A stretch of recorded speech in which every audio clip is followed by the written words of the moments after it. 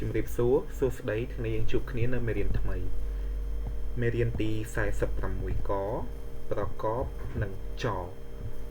ហើយសម្រាប់មេរៀននេះដែរគឺយើងប្រើជាមួយនឹងព្យញ្ជនៈពួកអការអានព្យាង្គខនិងចខចឆនិងចឆចដនិងចដចសនិងចសចតនិងចតចបនិងចបចហនិងចហច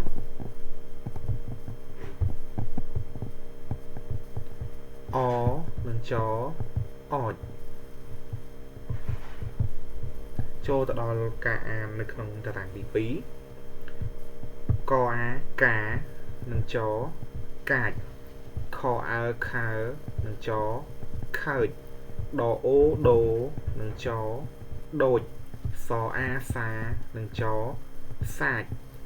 តអេតេនិងចតិចណអើណើនិងចណើចបអោបោនិងចបោចហអុហុនិងចហុចបាទលោកដូចនឹងនាំទីងសូនៅក្នុងតារាងទី2ដោយសារតារាងទី1សូចុងវាដូចគ្នាទេនៅពេលដែលយើងទីងសូទៅតែតារាងទី2នេះផ្សំជាមួយនឹងស្រៈវិស័យការទីងសូផលវាខុសគ្នាតិចតួចទៅតាមស្រៈដែលវាបានផ្សំតោះចាប់ដើមកាចខើច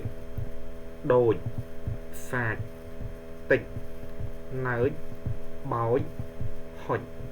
បាទសម្រាប់ការអានត្រូវតែប្រឹងព្យាយាមបញ្ចេញសូរដើម្បីឲ្យការអានរបស់យើងនឹងកាន់តែច្បាស់ចូលទៅដល់ការអានពាក្យការអានពាក្យសំណើចតូចតាចបាចសាចអំណាចកំហូចកំណាចតិចតួច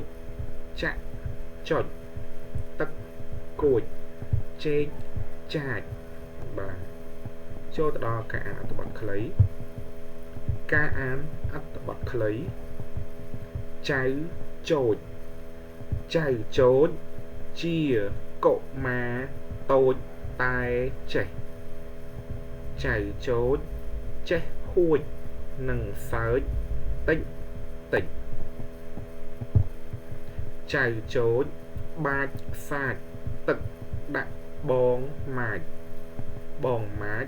ខឹងចៅចូលតែសើចតិចតិចឲ្យតែមានសញ្ញាលេខតូចយើងអាន2ដងណាបងម៉ាចថាកុំបាចសាចទឹកចៅចូលសើចតិចតិចដាក់បងម៉ាចអរគុណសម្រាប់ការតាមដានទស្សនាវីដេអូជួបគ្នានៅវីដេអូក្រោយ